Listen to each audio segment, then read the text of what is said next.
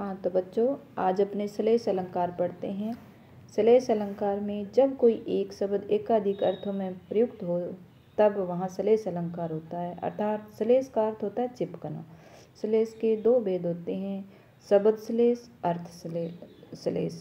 जब कोई शब्द आदि एक से अधिक अर्थ प्रकट करे तो वहाँ शब्द के कारण शब्द श्लेष होता है। और जब श्लेष का चमत्कार शब्द के स्थान पर अनेक अर्थ में निहित हो तो वहाँ अर्थ श्लेष होता है। अर्थ श्लेष में शब्द का पर्यायवाची शब्द रख देने पर भी श्लेष का चमत्कार बना रहता है। तो श्लेष के कुछ अन्य उदाहरण देखते हैं, जैसे रही मन पानी राखिए, बिग पानी सब सून, पानी गए न उबरे, मोती मानस चून। तो यहाँ पानी शब्द के तीन अर्थों में प्रयुक्त हुआ है। पानी शब्द जैसे चमक, इज्जत और जल। चमक मोती के रूप में हुआ है कि जिस प्रकार मोती में चमक नहीं होती है तो वो मोती कोई काम का नहीं होता है। इज्जत है वो मनुष्य के रूप में हुआ है कि मनुष्य में अगर इज्जत नहीं रहेगी तो मनुष्य की कोई वैल्यू नहीं होती। और जल का मतलब चून में जल, जब आटा यानी चून में जल नहीं डालेंगे तो वो आटा किसी काम का नहीं होता। अर्थात एक पानी शब्द के तीन अर्थ निकल रहे हैं। अजो त्रोना ही रहो, श्रुति सेवक एक अंग, नाक बास बेसरी ले बसी मुक्तन के संग। यहाँ त्र्योना कान का आभूषण और त्र्योना जो भवसागर से पार नहीं हुआ को दर्शाता है। साथ ही श्रुति शब्द वेद तथा कान नाक शब्द स्वर्ग तथा नासिका को दर्शाता है। बेसरी नीच प्राणी और नाक का आभूषण तथा मुक्तन शब्द मुक्त पुरुष मोती में ये दो अर्थ देता है। तो यहाँ भी श्लेष अलंकार माना जाएगा। नर की अरुणल नीर की गति एके करी जोय, जेतो नीचो हवे चले तेतो ऊंचो होय। यानी मनुष्य और नल जो हम पानी भरते हैं उसकी गति एक जैसी बताई गई है। जिस प्रकार नल को हम नीचे करेंगे तो उसका पानी का वेग इतना ही ऊंचा उठेगा, इसी प्रकार मनुष्य भी जितना झुककर चलेगा उतना ही वो अपने उच्च स्थान को प्राप्त करेगा। तो ऊंचे शब्द का अर्थ यहाँ ऊंचाई यदि महानता को दर्शाता है, यदि मनुष्य अपनी महानता को प्राप्त करेगा। अब यहाँ उपमा अलंकार है। जब किन्हीं दो वस्तुओं में रंग, रूप, गुण, क्रिया और स्वभाव आदि के कारण समानता प्रदर्शित की जाती है तब वहाँ उपमा अलंकार होता है। यानी समानता दर्शाई जाती है किसी के साथ, जिसकी तुलना की जाती है तो वहाँ उपमा अलंकार होता है। उपमा के अंग होते हैं चार। देखो, उपमेय जिसकी तुलना की जाए जिससे वर्णित वस्तु है वो उपमेय होता है। उपमान जिससे तुलना की जाए। वाचक शब्द जिन शब्दों में समानता दर्शाई जाए, जैसे सा, सी, से, सरस, सम, समान आदि समानता दर्शाते हैं तो वहाँ वाचक शब्द होता है। साधारण धर्म जिस समान शब्द गुण के कारण तुलना की जाए वहाँ साधारण धर्म हो जाता है। यानी ये उपमा के चार अंग है, जिसमें उपमेय भी होता है, उपमान भी होता है और वाचक शब्द होता है, साधारण धर्म भी होता है। तो जैसे सुंदरता आदि, ये साधारण धर्म के उदाहरण हैं। उपमा के भेद। उपमा के तीन भेद होते हैं, पूर्णोपमा, लुप्तोपमा, मालोपमा। पूर्णोपमा जहाँ उपमान अलंकार के चारों अंग वर्णित हो, ये ऊपर वाले जो चारों हैं उपमेय, उपमान, वाचक शब्द, साधारण धर्म, चारों अंग जहाँ जिसमें होंगे वो पूर्णोपमा उपमा अलंकार होता है। लुप्तोपमा अलंकार जब चारों अंगों में से कोई एक या एकाधिक अंग लुप्त हो जाए तो वहाँ लुप्तो उपमा शब्द अलंकार होता है। मालोपमा जब किसी एक ही उपमेय की तुलना एकाधिक उपमानों से की जाए, यानी उपमेय एक हो जाए और उपमान अधिक हो जाए तो वहाँ मालोपमा अलंकार होता है।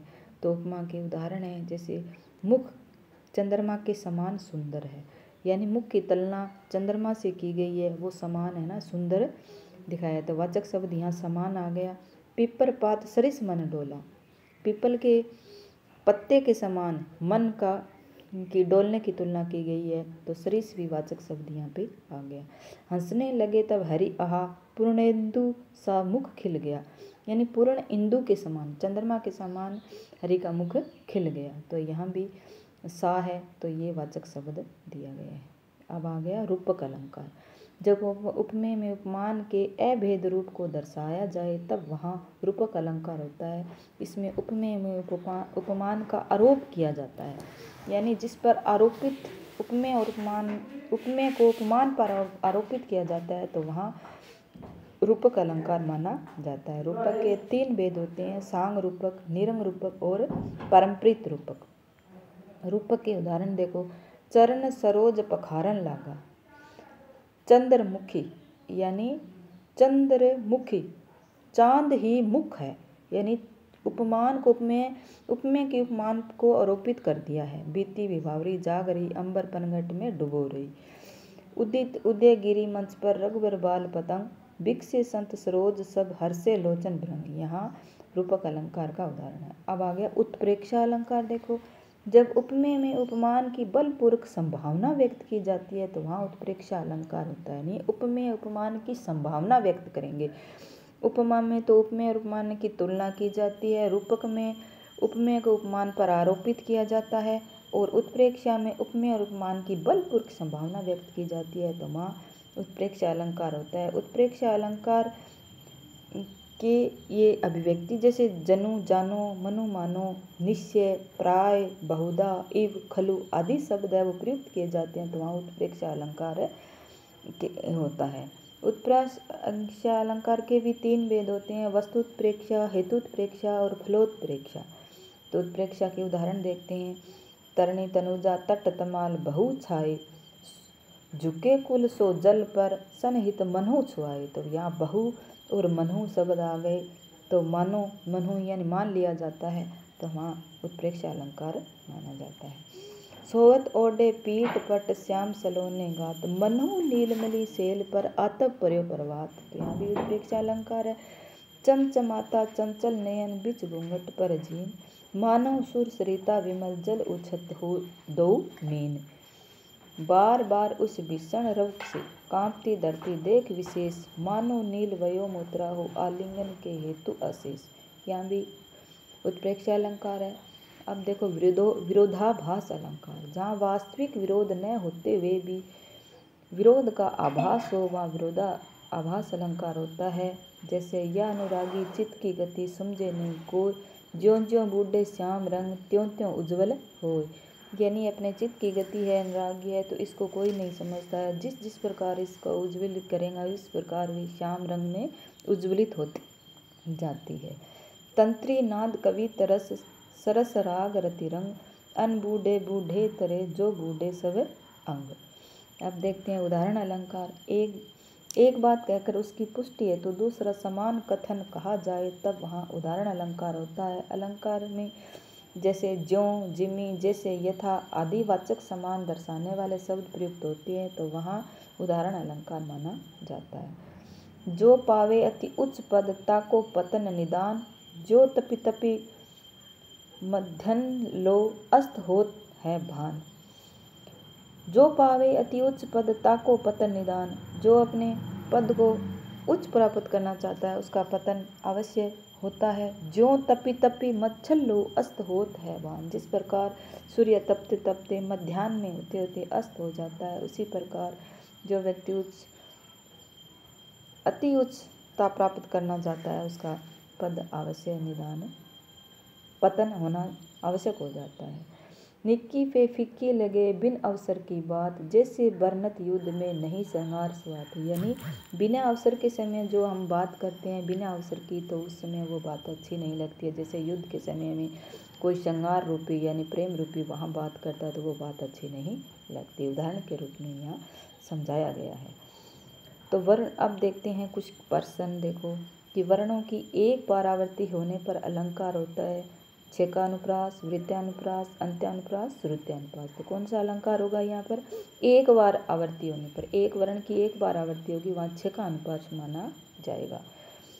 दूसरा प्रश्न देखो, निम्नलिखित में से किस अलंकार के समानता दर्शाई जाती है? समानता किस में दर्शाएंगे? उपमेय और उपमान की समानता उपमा में दर्शाई जाती है।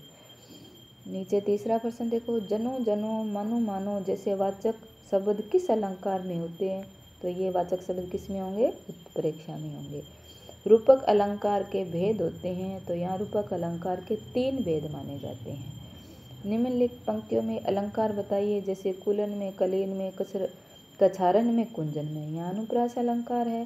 सारंग ले सारंग चल्यो सारंग पूग्यो आय, सारंग सारंग में दियो सारंग सारंग माए। यहाँ यमक अलंकार है, यानी एक सारंग शब्द है और इसके अनेक अर्थ निकल गए। तो मैंने परिभाषा लिखाई थी कि एक शब्द के अनेक अर्थ निकलते हैं, वहाँ यमक अलंकार होता है। पहले सारंग का अर्थ है नायिका, दूसरे का अर्थ है घड़ा, आगे है वो सारंग जिसका अर्थ बादल, फिर सारंग है वस्त्र, फिर सारंग घड़ा, फिर सारंग नायिका, फिर सारंग आया तालाब।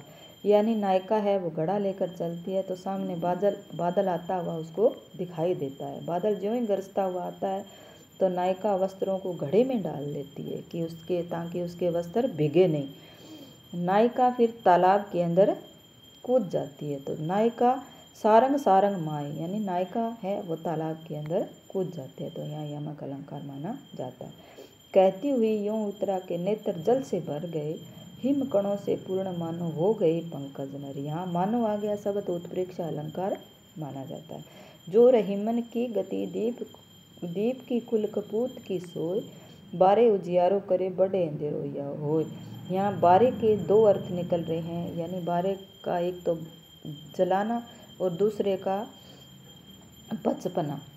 यानी यहाँ बड़े का मतलब एक का बुझाना और दूसरे का आगे बड़ा होना, तो दोनों के दो दो अर्थ हो रहे हैं। तो यहाँ सलेस अलंकार माना जाएगा। जो रहीमन की गति दीप की कुल कपीत की सोई, जिस रहीमन दास जी कहते हैं कि जिस प्रकार दीपक का आचरण होता है उसी प्रकार कुल के कपूत का भी आचरण उसी प्रकार होता है। जिस प्रकार दीपक में तेल रहेगा, बाती जलती रहेगी, जैसे ही तेल समाप्त हो जाता है तो दीपक जलना बंद हो जाता है। उसी प्रकार कपूत पुत्र है वो जैसे जैसे बड़ा होता है तो उसके अनेक दुष्कर्मों के कारण परिवार में अंधेरा सा छाने लग जाता है।